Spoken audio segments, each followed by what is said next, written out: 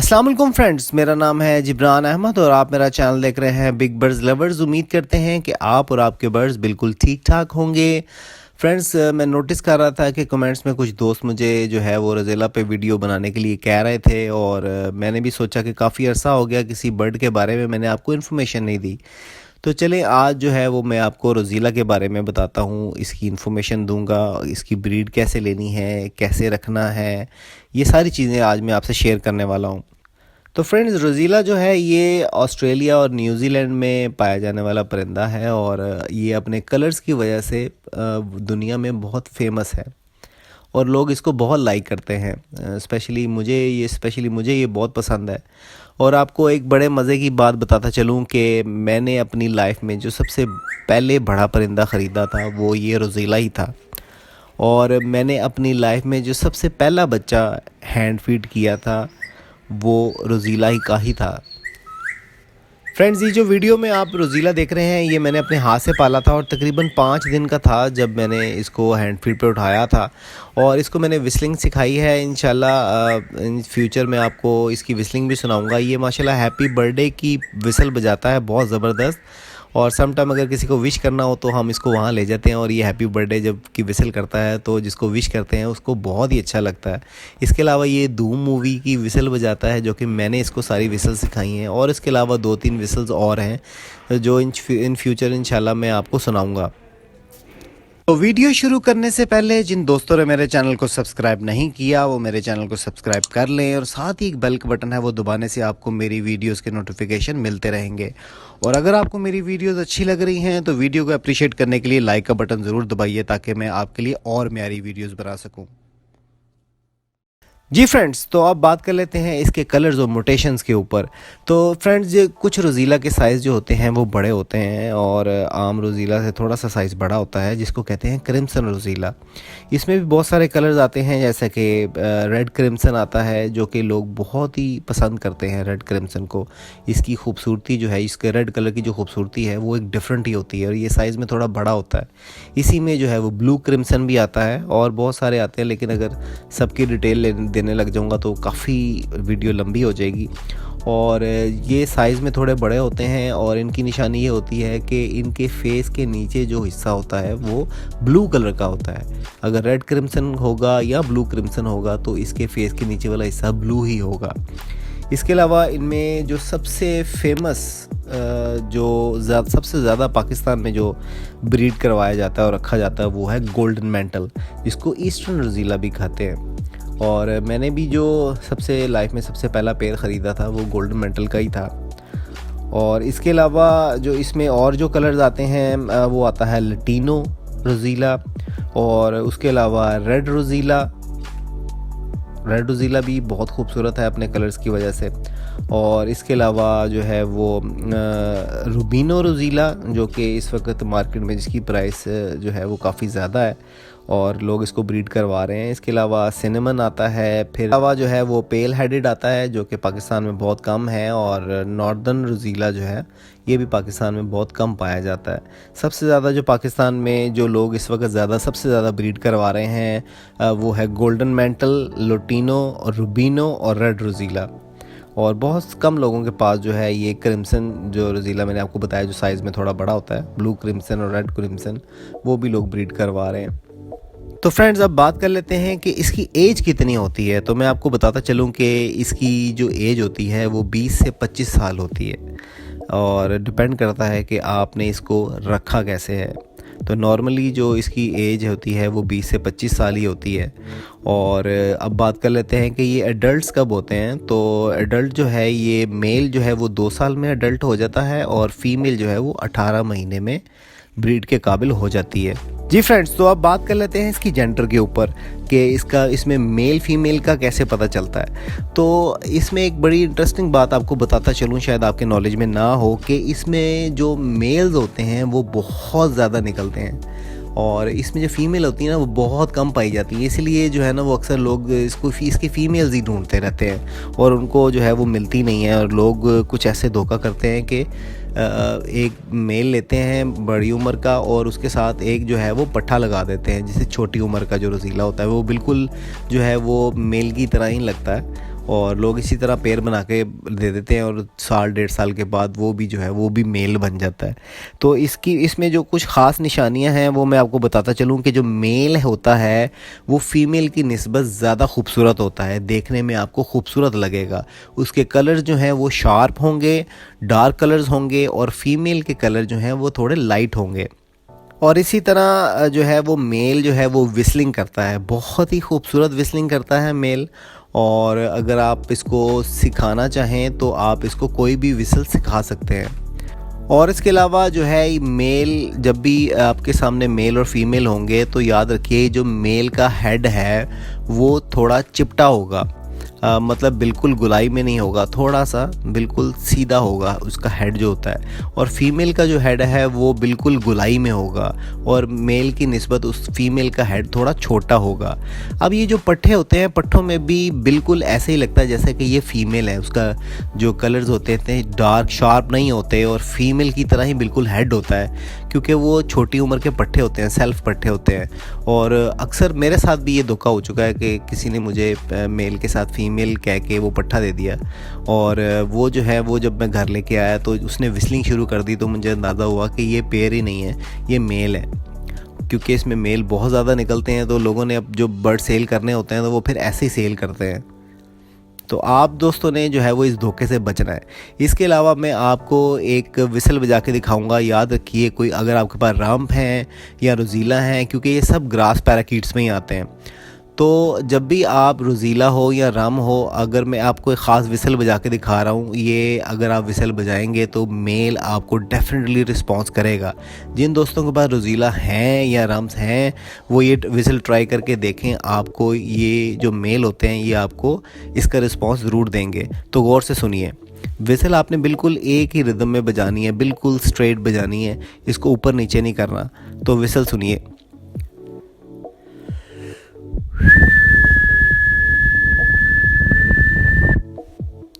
जी friends, तो सुनिए आपने विसल, में भी आपको बुरी लगी हो, लेकिन आप ट्राई करके देखिए। जब भी आप विसल बजाएंगे, अगर वो छोटी उम्र का बच्चा भी होगा, पट्ठा भी होगा, तो वो आपको ऐसे ही रिस्पॉन्स करेगा और वो जो है वो विसल बजाना शुरू कर देगा, बिल्कुल एक्टिव हो जाएगा। अगर आराम से बैठा हुआ है ये विसल सुनने के बाद वो बिल्कुल एक्टिव हो जाएगा। तो ये एक छोटी सी टेक्निक थी जो मैंने आपसे शेयर की।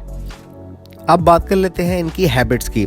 तो बेसिकली ये जो रोज़ीलाज होते हैं ये काफ़ी एग्रेसिव बर्ड्स होते हैं। कभी भी आपने ऐसा नहीं करना कि एक केज में आपने 2 मेल छोड़ दिए, या आप इनको कॉलोनी में ब्रीड नहीं ले सकते। आपको इनको 1 बाय 1 ही केज में लगाना है और कोशिश करें कि जो एक केज का फासला है दूसरे केज से थोड़ा ज़्यादा हो, बिल्कुल एक साथ केज ना जोड़े हो। समटाइम जब ये ब्रीड पे आते हैं तो काफ़ी एग्रेसिव होके फिर अपनी फ़ीमेल पे ही अटैक कर देते हैं। तो सबसे बेस्ट तो यही है कि अगर आपने एक साइड पे रोज़ीला का पेयर लगाया हुआ है तो दरमियान में कोई और पेयर लगाएं और उससे अगले केज में आप फिर रोज़ीला का पेयर लगा सकते हैं, तो वो सही रहेगा। रोज़ीला में सबसे ज़्यादा जो प्रॉब्लम आती है वो ये आती है कि जो फीमेल्स होती हैं वो अक्सर अंडों पे बैठी बैठी एक्सपायर हो जाती हैं। उसकी बहुत सारी रीज़न्स हो सकती हैं, क्योंकि इसमें जो है वो फ़ैट बहुत ज़्यादा जल्दी आती है और इनकी हमें प्रॉपर डिवॉर्मिंग भी करवानी पड़ती है। दोस्त डिवॉर्मिंग नहीं करवाते, और इसके अलावा जो है ये गर्मी, बहुत ज़्यादा गर्मी बर्दाश्त नहीं करती। सर्दी बर्दाश्त कर लेते हैं लेकिन गर्मी बर्दाश्त नहीं करते। रोज़ीला को जो है वो नहाना बहुत पसंद है, बहुत शौक़ से नहाता है और नहाने की वजह से जो है ये एक्टिव भी रहता है। तो या सर्दियां हों या गर्मियां हों, कोशिश करें कि आप इनके लिए पानी का थोड़ा सा बड़ा बर्तन रखें ताकि ये अपने आप को नहाने के बाद फ्रेश कर सकें। तो ये ज़रा हेल्दी और एक्टिव रहते हैं और ब्रीड भी बहुत अच्छा करते हैं। तो रोज़ीला को जो है वो बारिश का मौसम बहुत पसंद है। जब बारिश हो रही होती है, कोशिश करें कि आपने जब भी बर्ड लगाना है रोज़ीला तो किसी खिड़की के आगे, या अगर आपको ओपन शेड है तो आप जाली के आगे रखें ताकि उसको डायरेक्ट जो है वो धूप भी लगे, उसको डायरेक्ट रोशनी भी लगे। और स्पेशली जब बारिश होती है तो इनको बारिश की स्मेल से इनको पता चल जाता है कि बाहर बारिश हो रही है, और ये बारिश को बहुत इंजॉय करते हैं। जी फ्रेंड्स, तो अब बात कर लेते हैं इनकी ब्रीडिंग सीज़न के ऊपर। तो इनका ब्रीडिंग सीज़न जो है वो बेसिकली स्टार्ट होता है अक्टूबर से अप्रैल तक। वैसे तो दोस्त जो हैं वो मई तक ब्रीड लेते हैं दूसरे बर्ड्स की, लेकिन आप कोशिश करें कि अप्रैल जब भी स्टार्ट हो आप कोशिश करें कि इसकी ब्रीड रोक दें, क्योंकि इसमें जो है वो आपको जैसे कि मैंने बताया कि ये गर्मी बर्दाश्त नहीं करता और मोस्टली फीमेल्स जो हैं वो अंडों पर बैठी बैठी एक्सपायर हो जाती हैं। या बॉक्स के अंदर अगर बच्चे हैं तो आपको टेम्परेचर फिर मेनटेन करना पड़ेगा। टेम्परेचर आपका जो है वो 35 से फिर ऊपर नहीं जाना चाहिए। तो 35 तक अगर टेम्परेचर रहेगा तो फिर आप इसकी ब्रीड ले सकते हैं। और बच्चे जैसे ही सेल्फ हों या अगर सेल्फ नहीं भी हुए तो आप फिर उसको हैंड फीड पे उठा लें, तो जो है इसमें चांसेस फिर कम होते हैं कि बर्ड जो है वो ज़्यादा एक्सपायर नहीं होंगे। अब बात कर लेते हैं इसके केज साइज़ के ऊपर। तो जैसे कि मैं आपको केज साइज़ ऑलरेडी बता चुका हूँ, जिन दोस्तों ने वो वीडियो नहीं देखी, वीडियो के एंड पे मैं लिंक दे दूँगा कि जो आपने रिंग नेक का जो साइज़ होता है मिनिमम आपने जो है वो इसको रिंग नेक का साइज़ ही देना है। जैसा कि जिसका साइज़ होना चाहिए 2x2x4 केज का, चाहे फ्रंट 4 फुट हो जाए, 2 फुट हाइट और 2 फुट गहराई, या फिर अगर आप डेप्थ में देना चाह रहे हैं तो फिर आपको इसको तकरीबन 3.5 से 4 फुट गहराई और 2 फुट हाइट और 2 फुट चौड़ाई, जैसा कि आप मेरे केज भी देखते हैं, जैसे मैंने केज लगाए हुए हैं वैसे ही आप केज लगा सकते हैं। लेकिन मेरा मशवरा ये है कि अगर आपने रोज़ेला लगाना है तो इसको थोड़ी ज़रा बड़ी फ़्लाइट दें, क्योंकि इसमें फ़ैट का प्रॉब्लम बहुत ज़्यादा आता है, जिसकी वजह से जो है वो बर्ड एक्सपायर होते हैं। और वैसे भी ये जो है ये थोड़ा फ्लाई करना पसंद करता है, जितनी अच्छी फ्लाई करेगा उतना ही अच्छी ब्रीड करेगा। तो कोशिश करें जितना बड़ा केज आप दे सकते हैं इसको आप उतना ही बड़ा केज दें। मिनिमम केज साइज़ जो था वो मैंने आपको बता दिया। अब बात कर लेते हैं इसकी बॉक्स की। तो जैसा कि मैंने आपको बताया कि आप जो है वो रिंग नेक का इसको केज साइज़ देंगे तो बॉक्स भी जो है वो आपको रिंग नेक का ही बॉक्स आपको इसको लगाना पड़ेगा, क्योंकि इसके लिए थोड़ा ज़रा बड़ा बॉक्स चाहिए होता है। और बॉक्स की वीडियोज़ अगर किसी ने नहीं देखी तो वीडियो के एंड पे मैं लिंक दे दूँगा, डिस्क्रिप्शन में भी लिंक दे दूँगा, आप वो वहाँ से वीडियो देख सकते हैं और बॉक्स का भी आप साइज़ ले सकते हैं। और इसी तरह बॉक्स के अंदर जो है वो हम वुड शेप डालते हैं, वुड शेप जो है वो हम थोड़ी सी ज़्यादा डालते हैं। और फीमेल जो है ये बॉक्स में जाके नेस्टिंग करती है। नेस्टिंग जो है वो ऐसे करेगी कि आप बॉक्स के अंदर में भी कि ये वुड शेप को थोड़ा साइड पे करके एक कॉर्नर में अपनी जगह बनाए, या मे बी समटाइम दरमियान से वो उसको थोड़ा खाली करके तो दरमियान में एग ले करती है।